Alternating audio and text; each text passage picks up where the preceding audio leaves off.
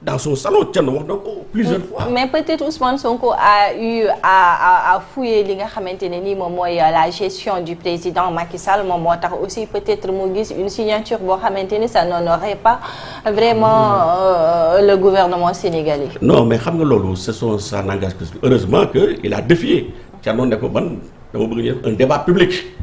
mais loolu kay mais mar d'Italie alhamdulilah Thierno lui a répondu aussitôt mu ne mais loolu rek laa doon laaj.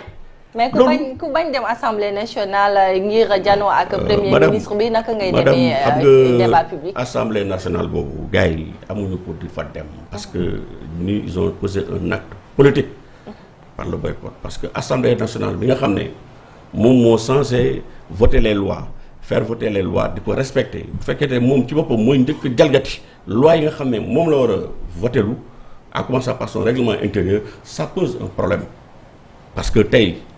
Thierno Alassane Sall wax nañu ko xam nga tey damay jël benn exemple ndaw rek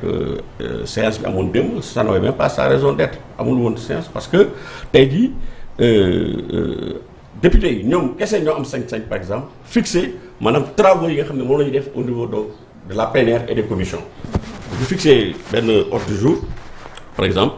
mooy la conférence des présidents yaa ngi dégg dañ ko fixé woon pour le 10 ñoom kese. ñoo am sañ-sañ ne dañ koy renvoyer mais qu'est-ce qui s'est passé premier ministre boo xam ne moom il n'est même pas un élu moom faluñu ko il n'a pas été élu moom dañ ko nommé mais député yi dañ leen élire parce qu'il y a le principe de la séparation des pouvoirs moom du moom premier ministre moom moo am sañ-sañ ne day reporter loo xam ne c'est une prérogative boo xam ne conférence des présidents yi ñoom ñoo ko am. mais bi ñu liiree communiqué bi dañu gis que ni dañ ci déggoo ak assemblée nationale également. non déggoowuñu si dara loolu dañ may wax keroog moi j'étais à la conférence de presse. di toog di ko expliquer di ko détailler. allez-y. raisons yi nga xam ne moo tax ñu envoyé ko et ce sont des raisons fondées parce que tey munoo tey ji Thierno Alassane Sall en tant que député ak expérience bi mu am xam état ak état nu muy doxee xam règlement intérieur bu assemblée nationale. gis ñuy jalgati assemblée nationale règlement bi may ko mu war a def appel au règlement parce que fekkee ne gars yi dañoo jalgati règlement bi député am na sañ-sañ de jàppee un appel au règlement mais bu mu ñëwee vous avez vu les images il a demandé au président Malick Ndiaye la parole ne ko il a fait appel au règlement pour mu ñëw mu jox ko parole mais da ko il a renvoyé comme un malpropre te loolu dafa rafetul fekkee ne dañuy ñëw député nga xam ne dañu élire ñu ñëw di ko poser premier ministre des questions de fond yoo xam ne des préoccupations sénégalais par rapport di ko rappeler li mu diggaale woon ak askan bi conformément à leur prérogative premier ministre au lieu mu tontu leen ci loolu muy toog di daaga seen teg ñoom di ko def ay débat de personnes te ñoom en tant que député ñoom amuñu possibilité de apporter la réplique parce que moom bu xasee ba jël parole bu waxee ba pare député bi amatul sañ-sañ am sañ-sañ wax donc loolu c'est un problème parce que déjà temps de parole bi ñu koy jox c'est presque 2 fois le temps de parole bi nga xam ne moom la député yi am. donc bu ñu posé question man je pense que PM bu ñëwee répondre war nañ mën a may sañ-sañ député bi mu ñëw reprendre la parole ne est-ce que man d'accord naa ci li nga répondre ànd naa ci wala ànduma ci mais le député n'a pas cette prérogative ce qui fait que Ousmane Sonko il est dans une situation boo xam ne en tant que PM transformé maanaam Assemblée nationale en ce qu'on appelle une agence de communication boo xam ne tey day fait son show wax lu ko neex yàq leen lu mel lu ko neex te ñoom amuñu possibilité lui apporter la réplique. loolu mu nekk ay manquements yoo xam ne c'est extrêmement grave. Assemblée nationale boo xam ne da ngay gis mu am ay public dañuy ñëw ak seen militants yi ñu ñëw war a ñëw na teg déglu parlementaire ñu def seen liggéey dans la sérénité ñuy toog di yuuxu di tàccu bu doon sax dañu doon yuuxu di tàccu rek mais di jël seen caméra yi di filmer seen portable di filmer bu doon yemoon ci loolu rek mais li gën a garaaw mais di saaga ay député bët leen di agressé dans leur lieu de travail. ah oui. ah mais si. am na fa agression. mais si mais ils l'ont dit des députés qui ont été agressés verbalement agression ni leen yaakaar ne ay dóor la mais verbalement physiquement psychologiquement cette maltraitance bi nga xam ne dañu koy def dans leur lieu de travail alors que le président de l'Assemblée nationale bi nga xam ne moom c'est lui qui doit assurer la police des débats muy toog il ne prend pas ses responsabilités waroon jël ces gens-là expulser leen muy toog il se rend complice de cette mascarade mais loolu gars yi bu ñu toogee toog ak leneen ak leneen ak leneen am nañ sañ-sañ ñun duñ fa dem parce que ñun duñu servir de faire valoir ñuy dem assemblée boo xam ne joxuñu ñu suñu gëdd en tant que député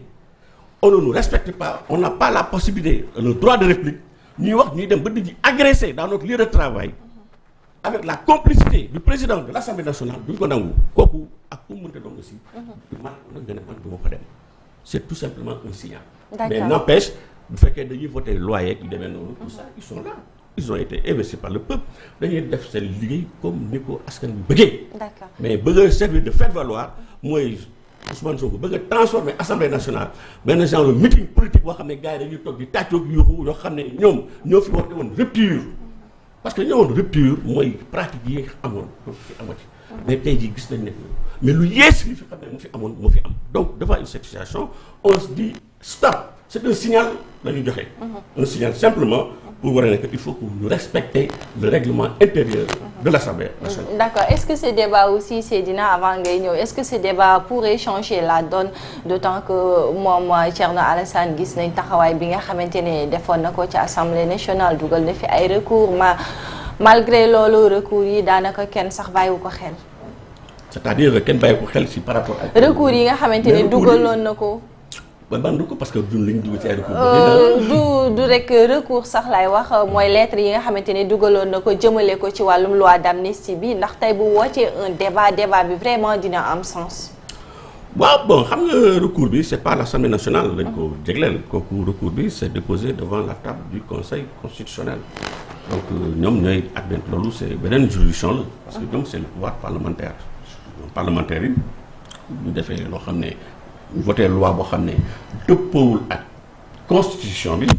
donc député yi am nañ sañ-sañ conformément à la constitution dans un délai de 6 jours fekkee de voté nañu loi bi fekkee jàpp nañ ne que loi bi dafay jalgati constitution ñu déposer un recours devant le conseil constitutionnel.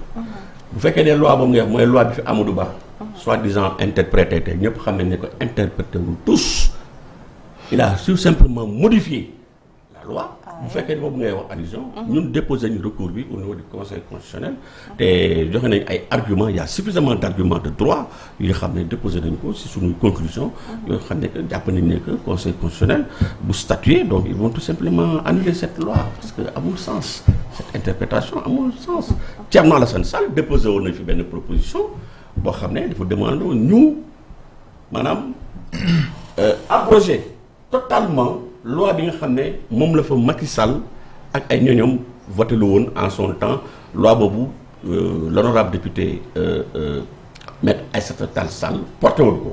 mooy loi bi nga xam ne dañu doon wax ne que les faits yi nga xam ne moo amoon dans la période entre 2021 et 2024 mooy événement malheureux yi fi amoon dawoon ne que faits yooyu yëpp tous ces faits sont amnistiés maanaam képp koo xam ne taxawoon nañ si nga def une infraction muy délit wala muy crime yow kenn doon topp ci dara te loolu à l'époque Thierno Alassane Sall kaasoon na devant l'Assemblée nationale ne loolu loi boobu waruñu ko voter c'est pas normal il s'est battu mu voté contre man mi ñun ñëpp République des valeurs ak ñeneen xeex nañ def nañ lu ne mais comme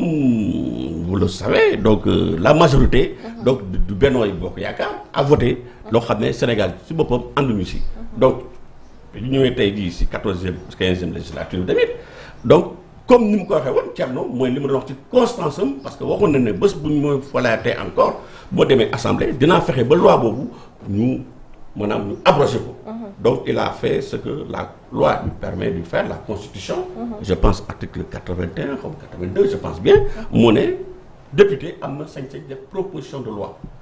bu dee projet bu dee exécutif bi la projet de loi lay doon.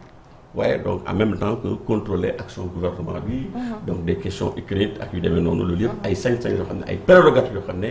député bi am na ko donc Thierno Alassane Sall def la li nga xam ne moom la ko constitution bi may. te mu def loo xam ne tamit da ko diggaale woon ak askan bi mu nekkoon loo xam ne tamit c'est bon nit ñi xam ko dafa nekkoon ci suñu programme de législature. parce que à l'époque vous l'avez si bien dit dañ demoon campagne avec la coalition Sénégal Kessé. donc ci suñu programme dañu ne woon bés bu ñu sénégalais yi voté bés bu ñu demee assemblée nationale non seulement dinañ demander ñu abroger loi boobu mais aussi dinañ def benn programme su fekkee am nañu majorité. benn projet de révision constitutionnelle boo xam ne bu ñu waxatee waxu amnistie. duñ ko bàyyi seulement député yi ñoom kese du ciy waxtaanee. parce que xam nañ assemblée ni muy doxee bu amee sa majorité gars yi dañuy voter sans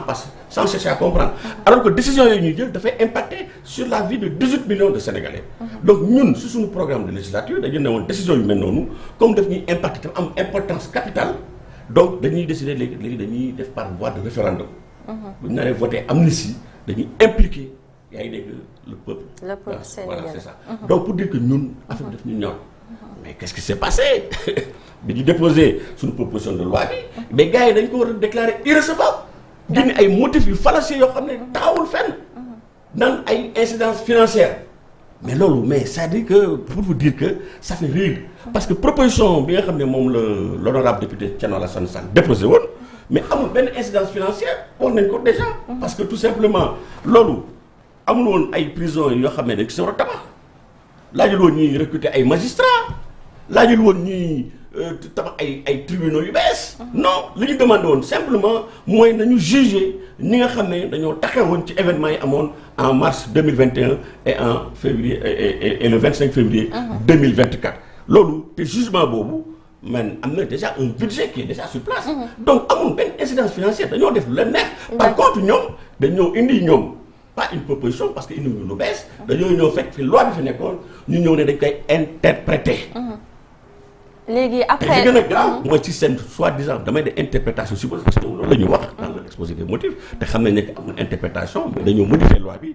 nee nañu amul incidence financière mais li gën a grave mooy ñoom ils sont en contradiction avec eux-mêmes parce que ñoom seen supposé pour interprétation boobu dañoo programmer ne dañu jox ay ndàmpaay dañuy mettre en place benn commission boo xam ne dañuy ndàmpaay ñi nga xam ne les victimes donc de ces événements mais commission boobu mais xaalis moo koy génnee am na incidence wala amul incidence am na incidence parce que commission boobu il faut ñu jox ay fonds yan fonds lañ koy jëlee donc c'est pas pour dire que ñoom dañuy profiter de leur majorité parce que xam nañ ne ils sont majoritaires di def lu leen neex mais heureusement que le conseil constitutionnel li ñu xam aujourd'hui au passage ñuy jàllee donc son président Badio Camara bi nga xam ne dafa génn àdduna yàggul donc jàpp nañ ne que tey jii kii nga xam ne moo koy ñëw wutu donc conseil constitutionnel donc dina statuer ci suñu recours bi en annulation tey su boobaa